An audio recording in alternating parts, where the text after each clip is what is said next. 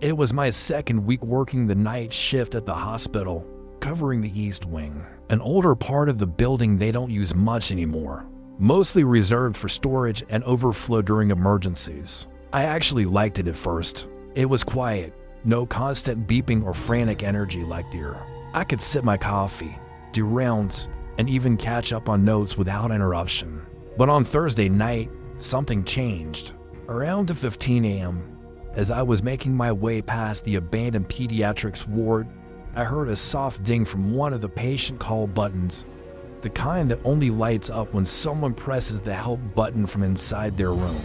That alone was strange because no one was supposed to be in any of the rooms. I assumed it was a malfunction and headed over to turn it off. When I stepped inside, the room was pitch dark except for the dim glow of the hallway light bleeding in behind me. The bed was empty. Sheets were perfectly made, but the button was definitely pressed. As I stepped closer to reset it, I heard something behind me.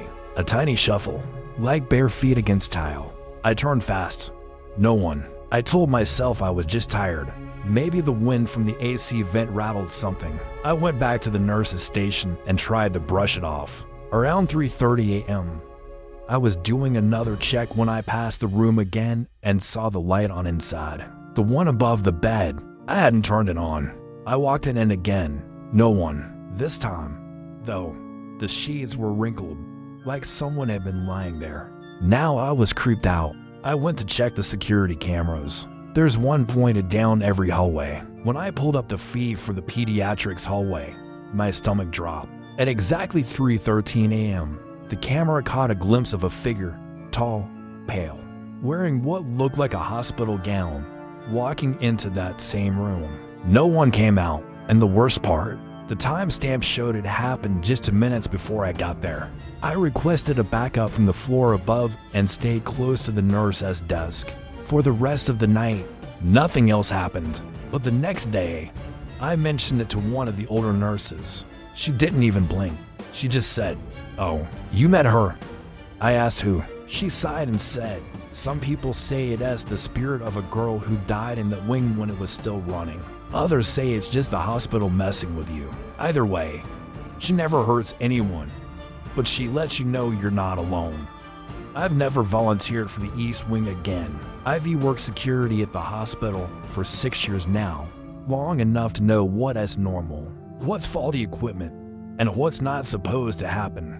That night, I was alone in the monitoring room doing what I always do, checking rotating camera feeds from each wing every 30 minutes, logging timestamps, noting any movement. It was just past 3 a.m. when one of the cameras in the East Wing, the old section they hardly use anymore, flickered and glitched. Nothing unusual there, old wiring. But then I saw something that made me freeze. The feed showed a man walking down the hallway, tall, hospital gown, head tilted slightly down. But the worst part, it was me. Same uniform, same limp I've had since last winter.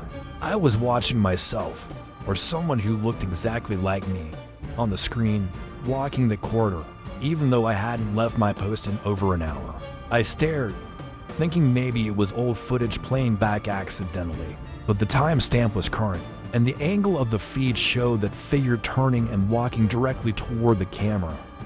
But as soon as he was about 10 feet away, the footage cut to static. I felt a chill go through me. I rewound the feed. Same thing.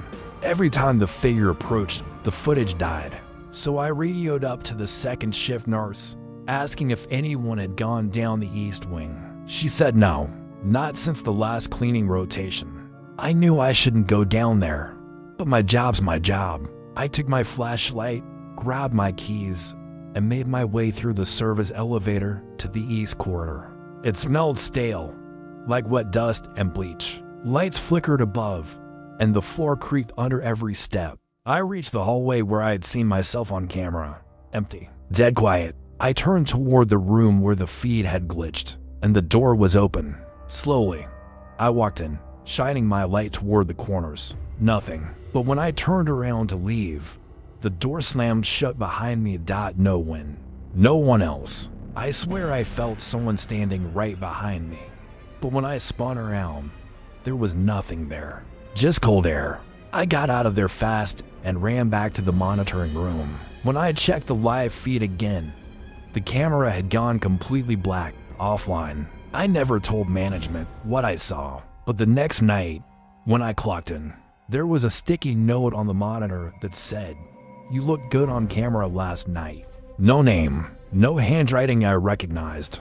I've worked days ever since. It was my third week as a night nurse at St. Elora S., a quiet hospital with old bones and long hallways that whispered when the wind got in. I had finally gotten used to the silence, the hum of machines, the echo of my own footsteps in the late hours.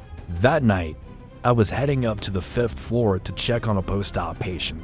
I stepped into the elevator around at 10 a.m., hit the button, and leaned back against the wall with my clipboard. As it climbed, the light above the door blinked 2, 3, 4, and then, instead of going to 5, it stopped on 6. The doors slid open slowly, but the hallway beyond was completely dark. That was strange. The 6th floor had been shut down for renovation since the flood last winter. I hadn't even realized the elevator still could stop there. I leaned forward a little, just enough to peer out, and saw nothing.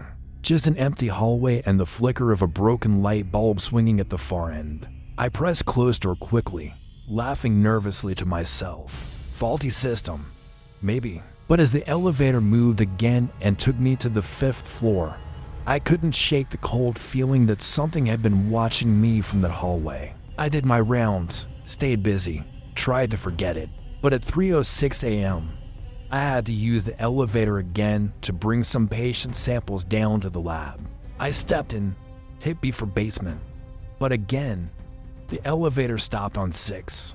The doors opened, same dark hallway, only this time there were wet footprints on the floor leading from the elevator and vanishing into the shadows. I stared.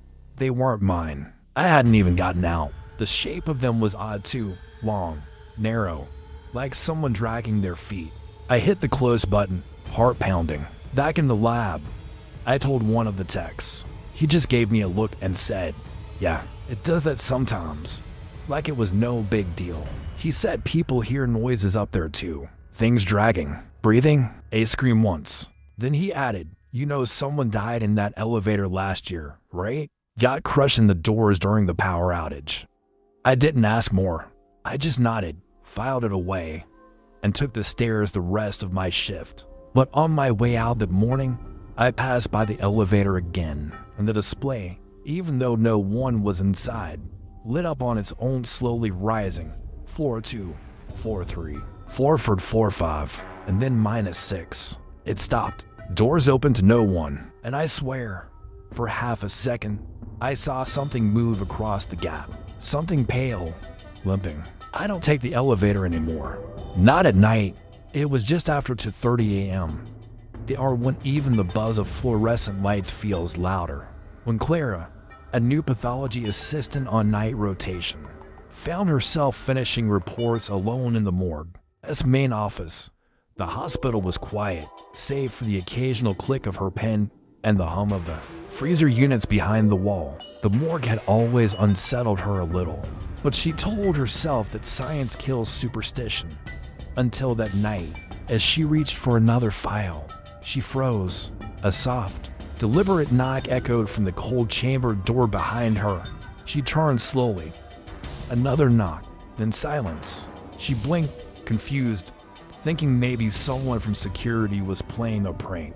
The morgue's only other entrance required a special key card, and she hadn't heard it beep. She walked toward the metal door cautiously, pressing her ear against it. Nothing, just a distant hum.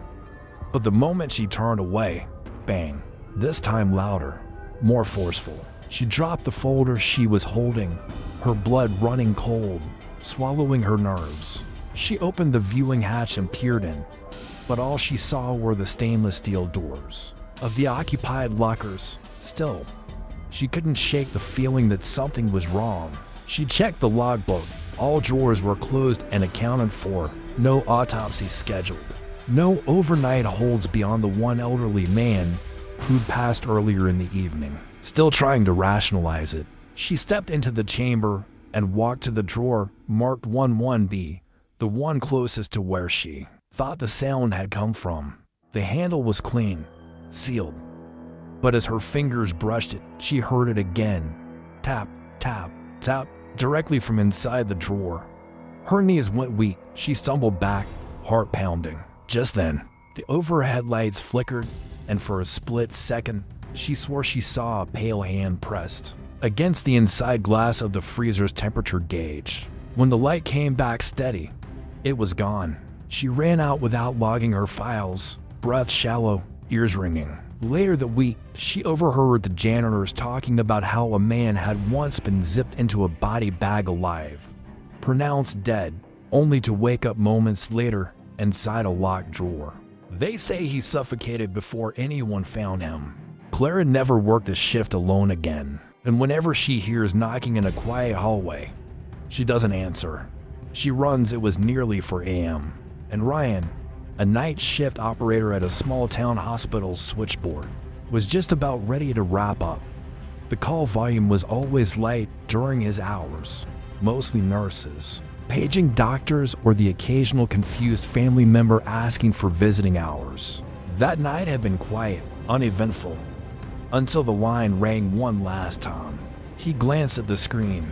No caller ID, just a string of zeros. Oh. Word, but not impossible. He answered. This is ST. Marion switchboard. How can I help you? There was silence. Not static, just dead air. Like someone was holding the phone and breathing the softly to hear. He repeated his greeting. Still nothing. He was about to hang up when a voice finally came through. Distant, hoarse, almost like a whisper underwater. Room 17, it said, then clicked off. That room had been empty since a patient named Walter Griggs died there over a year ago. The floor had been locked down for renovations ever since. Thinking it was maybe a prank, maybe an old nurse having fun, Ryan radioed security to check. 10 minutes later, the guard called back, sounding shaken. There's no one here, he said, but the call light outside room 17 is flashing. That should have been impossible. The whole panel was shut down during construction. Ryan pulled up the phone logs, trying to trace the call, but the number wasn't recorded, not even in the internal system, just a blank entry between two others. Later that week, out of curiosity, or maybe guilt, Ryan asked maintenance to let him peek into room 17. The bed was still there, stripped and dusty, but on the bedside phone, which had no dial tone, the receiver was slightly off the hook, just enough to trigger a line. Taped above it was a small tag that read, "Do not connect, line deactivated after death." The date matched Walter Griggs' passing, but what chilled Ryan most wasn't the note. It was what he saw scratched faintly into the wall behind the phone. "I never left." After that, Ryan requested a shift transfer. Now, whenever he hears a phone ring late at night, he hesitates, because sometimes the dead call back and they still know your number.